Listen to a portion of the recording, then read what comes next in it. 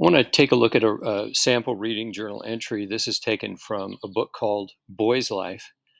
And it's a great book if you get a chance and have a few, spare hours this summer. You might want to check it out. Um, we're going to look at just paragraph 1, 2, and no, not 3. So just paragraphs 1 and 2. And we're going to take a look at just a few literary devices that are found in this book. And then I'll discuss with you an actual reading journal entry. Okay, so this is a very short reading journal entry, but it's going to be a good sample for you, so that you know exactly what it is that I'm looking for in this assignment. Hopefully that private plane overhead will be by us soon. I'm in a park right now, just kind of kicking back with a little iced coffee. Okay, I'm going to go ahead and read the first 2 paragraphs here. This is paragraph 1, and this is paragraph 2. We'll start with that. Corey, wake up, son, it's time. I let him pull me up from the dark cavern of sleep, and I opened my eyes and looked up at him. He was already dressed, in his dark brown uniform with his name, Tom, written in white letters across his breast pocket. I smelled bacon and eggs, and the radio was playing softly in the kitchen. A pan rattled and glasses clinked.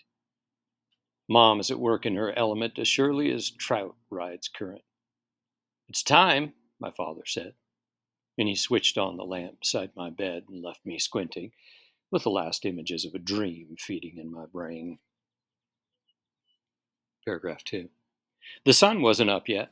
It was mid-March, and a chill wind blew through the trees beyond my window. I could feel the wind by putting my hand against the glass. Mom, realizing that I was awake when my dad went in for his cup of coffee, turned the radio up a little louder to catch the weather report. Spring had sprung a couple of days before, but this year winter had sharp teeth and nails, and he clung to the south like a white cat. We hadn't had snow. We never had snow. But the wind was chill and it blew hard from the lungs of the pole. Heavy sweater, Mom called. Here? I hear, I answered back, and I got my green heavy sweater from my dresser. Here's my room, in the yellow lamplight and the space heater rumbling. Indian rug red as Cochise's blood, a desk with 7 mystic drawers, a chair covered in material as velvety blue-black as Batman's cape, an aquarium holding tiny fish so pale you could see the heartbeat, the aforementioned dresser covered with decals from Revell model airplane kits, a bed with a quilt sewn by a relative of Jefferson Davis's closet, and the shelves. Now there's the first 2 paragraphs of the first chapter of Boy's Life. What I've done is, here on the left column, pulled out the various literary devices that are found in these first 2 paragraphs. And there are several others that I didn't pull out. I just wanted to limit it to some of the basics in terms of literary devices. Here we have character, which is not a literary device per se, but it is a basic part of a story, which is part of the first part of this assignment, that you're to identify 5 of the basic parts of a story, and one of those is character. The character is a son named Corey, father, and a mother.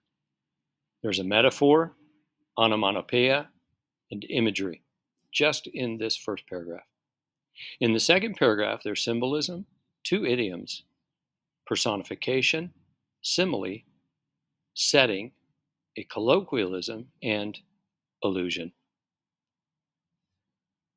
Here's a part of a reading journal entry, just a sample for you.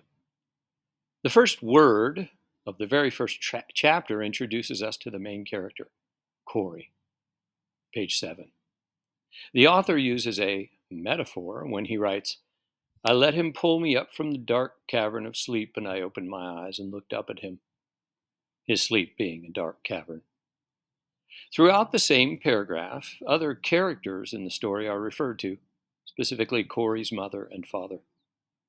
Onomatopoeia effectively produces imagery to appeal to the physical senses, creating a picture in the mind of the reader as we read, "A pan rattled and glasses clinked."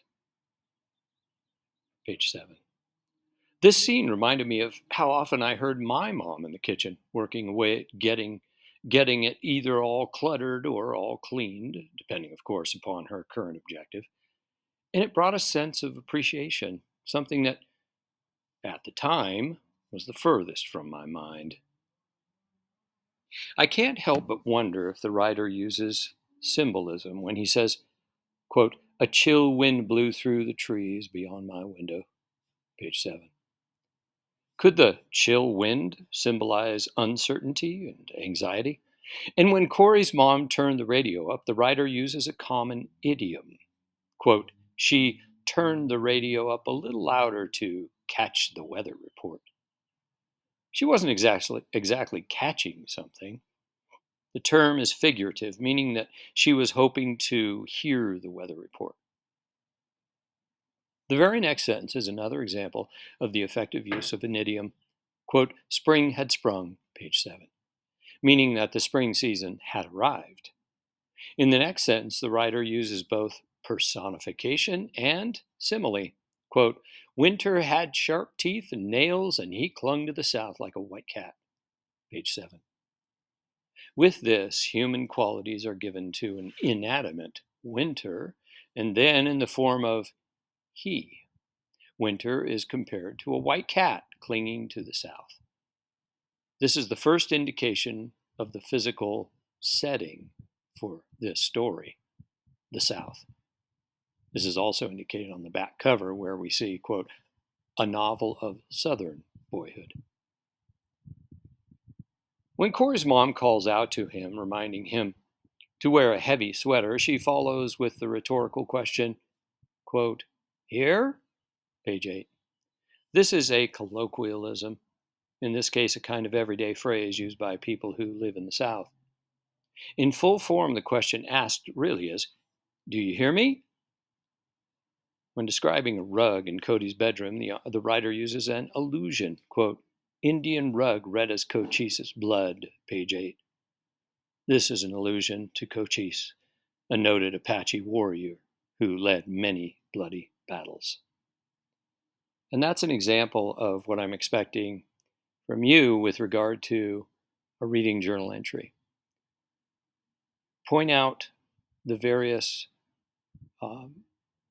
literary devices that the author uses. Make sure that you use quotes when you're pointing those out.